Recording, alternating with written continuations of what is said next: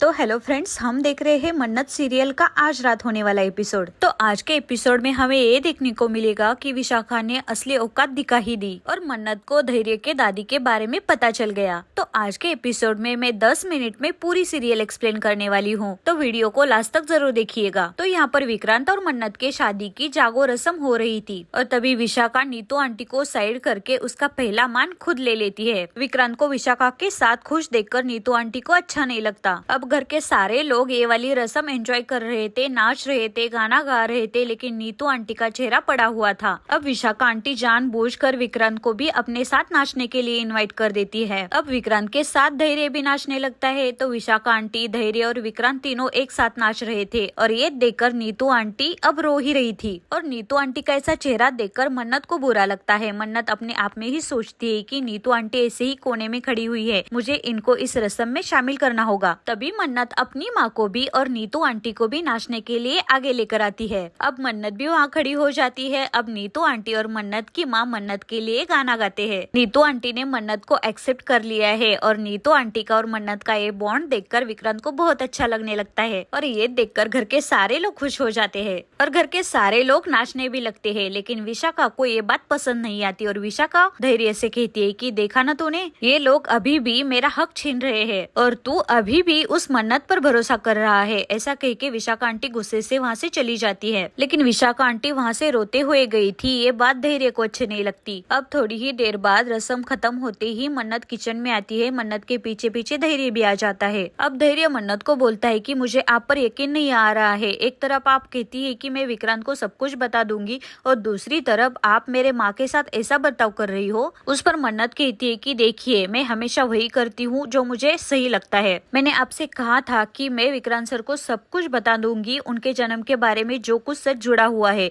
लेकिन मैंने आपको ये भी कहा था कि मुझे थोड़ा वक्त चाहिए और इसीलिए मैंने रोनी सर और नीतू आंटी से बात भी कर ली है। रोनी सर आपकी माँ से बात करना भी चाहते हैं, लेकिन मुझे लगता है कि आपकी माँ मौका परस्त है। और ये सुनकर धैर्य को गुस्सा आ जाता है। धैर्य बोलता है कि माफ करिए मन्नत जी, मैं आपसे तमीज से बात कर रहा हूँ, तो तमीज से ही बात करिए। आप याद रखिए, आप मेरी माँ के बारे में बात कर रही हो और वो विक्रांत की भी माँ है। उस पर मन्नत कहती है कि आप उनके बेटे हो इसलिए आपको नजर नहीं आ रहा है, लेकिन मुझे साफ साफ नजर आ रहा है। अरे आपकी माँ विक्रांत सर पर हक जताने से ज्यादा नीतू आंटी का हक छीनने में इंटरेस्टेड है। और ये सुनकर धैर्य बोलता है कि अब तो आप हद पार कर रही है मन्नत जी। लेकिन मन्नत यहाँ पर धैर्य को ये बताने की कोशिश कर रही है कि उसको विशाखा आंटी के बारे में क्या लगता है, लेकिन धैर्य तो अपनी ही माँ की साइड ले रहा है और धैर्य बोल रहा है कि मेरी माँ ऐसी नहीं है। अब मन्नत धैर्य से चैलेंज करती है कि ठीक है, आपको लगता है ना मैं गलत हूँ, तो हम टेस्ट कर लेते हैं कि विशाखा आंटी को क्या चाहिए, पावर चाहिए, पैसा चाहिए या विक्रांत सर का प्यार चाहिए। अब थोड़ी ही देर बाद धैर्य अपनी माँ को बुला कर लाता है और मन्नत रोनी सर को और मन्नत को देखकर विशाखा आंटी बोलती है कि मेरे समझ में नहीं आ रहा है कि आप लोग मेरे पीछे क्यों पड़े हुए हो, लेकिन कुछ भी हो मैं मेरे विक्रांत को सब कुछ बता दूंगी। तभी मन्नत कहती है कि आप एक मिनट चुप हो जाइए, उनकी बात तो सुनिए। तभी विशाखा आंटी कहती है कि अब सुनने के लिए बचा ही क्या है, ये आदमी मेरी जिंदगी पहले ही तबाह कर चुका है। तभी रोनी अंकल रोने लगते और बोलते हैं कि मुझे कुछ वक्त चाहिए विशाखा, तुम सोच रही हो वैसा कुछ भी नहीं होगा, मुझे कुछ दिन की मोहलत दे दो बस। तभी विशाखा आंटी कहती है कि मैं आप पर क्यों भरोसा करूं, क्या पता कल विक्रांत के सामने जाकर तुम झूठी कहानी बता दो। तभी रोनी अंकल विशाखा के सामने हाथ जोड़कर बोलते हैं कि देखो विशाखा, ऐसा कुछ भी नहीं होगा, तुम्हें जो भी सजा देनी हो मुझे दे दो, लेकिन नीतू को माफ करो और प्लीज विशाखा, नीतू और विक्रांत को अलग मत करो, मैं तुम्हारे सामने भीख मांगता हूँ, नहीं तो नीतू मर जाएगी विशाखा।